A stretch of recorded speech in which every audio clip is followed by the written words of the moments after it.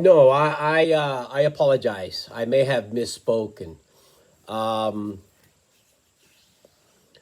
I said theories, theory, hypothesis. Okay. Um, but yes, there is things called um,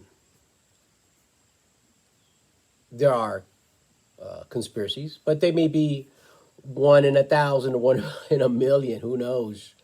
What I meant to say is that yes, of course, conspiracies happen. Conspiracies is someone sitting in more than one person sitting at a table and deciding to do harm and evil on other people or other persons or a group or a nation or the world. I mean, it's that happens. Worlds wars are conspired or planned on a table with a lot of coffee. So yes, yes, they do exist. What I meant to say, I apologize if I misspoke, is that um, I don't take theories just by a just by from a third person or from WhatsApp or social media, something that somebody shared with me. I mean, I've seen things that are just totally ridiculous, like a car swap is a very funny old man, but I've seen like they put him like a his face starts transforming into a reptile, and as he's talking, his tongue comes out like a snake tongue. So you know, you don't you can't measure a man's character by because you saw something like that on social media. And there's some, and let me explain. Okay, I understand why some people do not believe that conspiracies exist, because anyone that was raised with love and even some that are overly protected. I was one of those, but I believe my parents were refugees. One side of the family from fascist dictatorship, and the other side from communist dictatorship. And I learned a lot with my family, and it was during the civil rights movement and assassinations, political assassinations. I mean, John F. Kennedy, maybe RFK, maybe MLK. It's a racist, maybe not, because they had these programs where they'd get bipolar people, like, and they had these programs in the '60s and late '50s. In Harvard University was one of them, and they created a monster. They created a Kaczynski, the Unabomber. Terrible, terrible. I don't condone his his manifesto or anything, but he was talking about technology, and those were his real thoughts. The violence part was created. It was created in a laboratory. It was created in Harvard University. The kid went in at 16 years old into Harvard University, and the government did experiments with him, and really messed up his head. Um, and they choose the people to do this with. Now, it's terrible the violence that he went. I don't condone violence, but he said exactly what's going on today, and it's that the computer will get very powerful, and then there will be this problem, and then AI will cause this problem for humanity, and then it's over. I mean, uh, and he was produced in a laboratory. That monster was produced in a laboratory. So I don't know. Maybe they say it's racists that killed MK. I don't know. It could have been someone that was that they created, a bipolar person or a psychopath. But they did these things in the 50s. That's a fact. Okay, so also theory, the two words conspiracy and theory happened on or about that period that of the JFK assassination. It may have been maybe because of the Pentagon Papers, because that was proven to be a conspiracy. The Vietnam War was a conspiracy. It was for profit. And so have all the other ones ever since. So, and Eisenhower warned about this in 1960, okay? And Kennedy was assassinated in 1963, probably because he was in defense of stopping the war and on an offense to dismantle the Federal Reserve. But around that period, on or about, a three-letter agency started to promote theory behind conspiracy. So theory creates a blockage, okay? It's programming. They program the mind.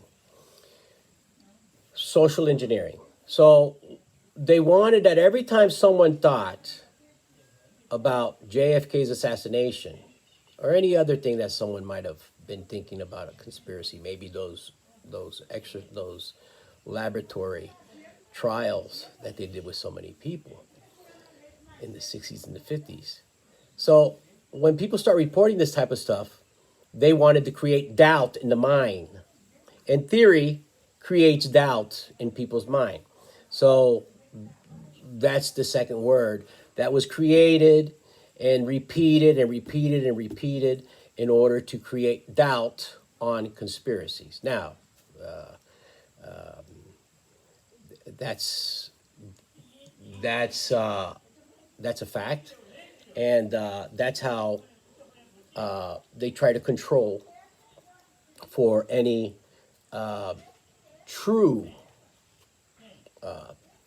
crimes against humanity, because that's what they are. They're crimes against humanity. To create that doubt, words to create doubt. Okay, it's social engineering. Okay, and there are many ways of doing this. Okay, okay, I work with young people, and when they from all over the world, and I always ask them what they're studying, and then they ask sometimes they ask me, well, you're saying that there's going to be an economic collapse and that the geopolitical problems and I'm worried about my future. What should I do? And I give them advice. I give them advice, and but I learned more from them. So this is a real funny story, but I laugh because it's a mechanism. I laugh because it's scary. This young man came to me. He said, "I've got a PhD in rhetoric." Rhetoric. Can you imagine? So we all know what rhetoric is. Okay, it's kind of like selling a narrative, selling a narrative, selling a narrative. New normal, own nothing, be happy. It's just a phrase repeated to persuade and manipulate people. That's what I interpreted rhetoric, and that's why I laugh so much. And when I stopped laughing to this poor kid, I asked him, I'm so sorry. It's just that it just doesn't make sense. It sounds very manipulative. It sounds like exactly what's going on, what the problems we have in our social economic system, and a bunch of bullshit, a bunch of lies. Repeated. So he said, no, yeah, well, what is it? He said, it's the science of persuasion. Okay. So that's dangerous. Okay. They've got now. I went to like four universities, and I have a diploma for one, and I don't have a diploma for the others because I always went into the universities just to course the things that interested me.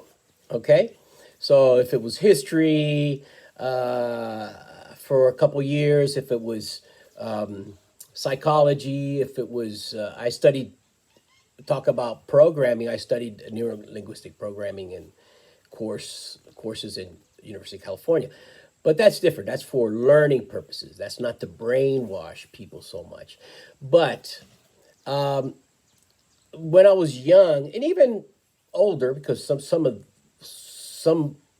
the university I did when I was older, but the I always looked because I was always confused, you know.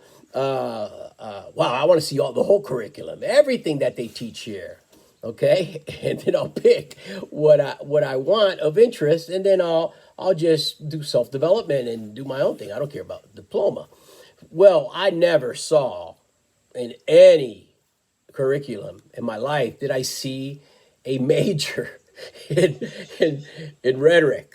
Okay, so I laughed because I knew this kid wasn't lying to me, but because I'm into the system, and I said, "Wow, now they got rhetoric. What do they got? A BS? It's more. It's a PhD, but a B, Bachelor in Science in Rhetoric. That sounds like bullshit, but it's true. There's universities that that that you can get a PhD. He told me he had a PhD in rhetoric. So I asked him, "What are you going to do with that?" And he said, "Well, there's different jobs I can do. There's different things, but I want to be a speechwriter." And then I laughed even more because I think anybody, presidents or I don't believe in presidents of anywhere because there's always corporate alliances with them. So it's all corrupt and it's a bot democracy and it's it's there's no such thing as an honest democracy anymore because it's the system that we live in.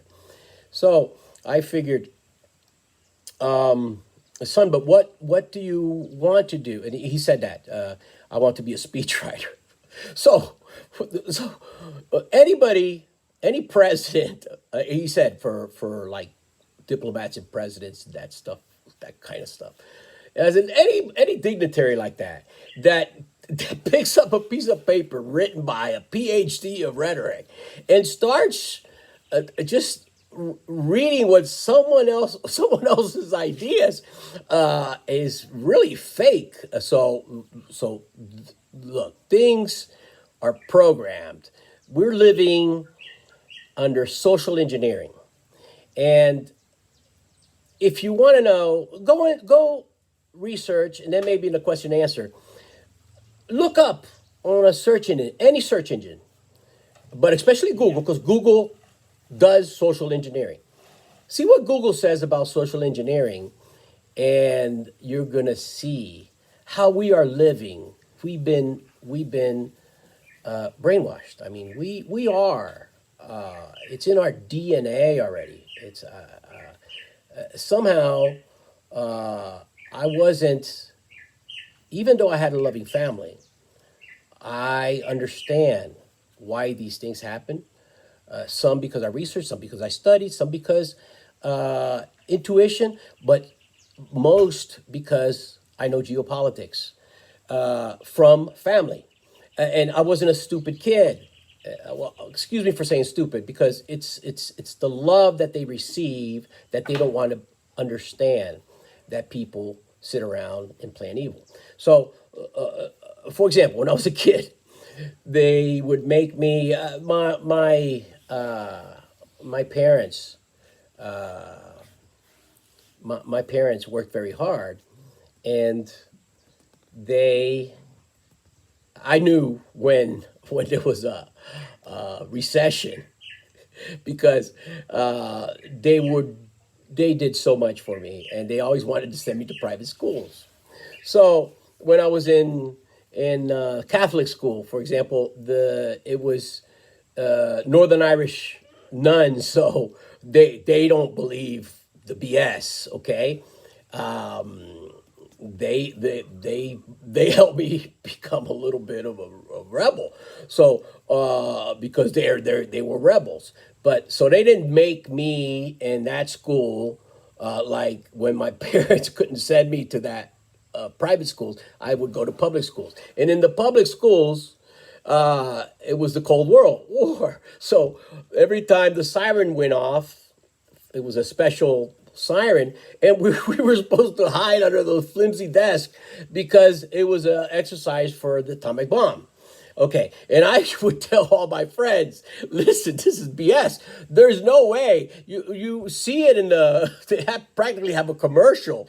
They're showing the mushroom cloud every once in a while on, I think it was black and white TV. And you see that it just woof and makes everything into dust, guys. Let's forget this. Let's go out and play. Let's go out in the playground, because this someone is giving us some BS here, because this little desk is not going to save us. So I was never. I apologize for saying stupid. It's not that the other kids were stupid. It's that they were programmed. They were allowed to be programmed. I wasn't programmed because I had like an uncle. I remember an uncle saying to me, that he knew both. He knew fascism and communism, and he said, "No, that's just propaganda. You don't have to hide under the desk, and you don't have to be scared." And so that is what was programmed into me by loving families and my parents, my uncles, my sister was refugee parents. They work so much, double shifts, and just for the next day's meal. So we are being social engineered. So look up social engineering on a search engine, and you're going to understand that why these things happen, and why some people cannot understand how the world works and how we are being manipulated. To me, it's all an illusion. It's been manufactured. And let me say something. This that's going on, okay? None of this is new, okay? If you study history, if you study politics, but you have to study literature. It's important, not just a literature from one country's universities, because because you have to study like in one country, and then you got to get a book in another country, and then you got to figure out which one is the truth. Okay, but for example, this Great Reset, it's not new. Restructuring the economy to try to save it. For example, I guess in the 50s, maybe 60s, but the factories were really, really, really, really rolling. And the corporations, they realized something. and it's called planned obsolescence. What is planned obsolescence? For example, here in the region that I'm in, this is the developing country, so people my age and even younger, much younger, still have parents with family farms. And they have this General Electric refrigerator, right? General Electric is a very corrupt company.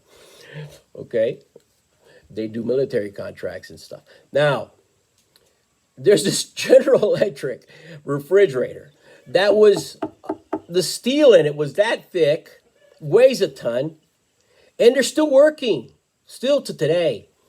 And they were in every house here until not so many years ago. Okay, and they were being sold. General Electric selling this quality refrigerator all over the world.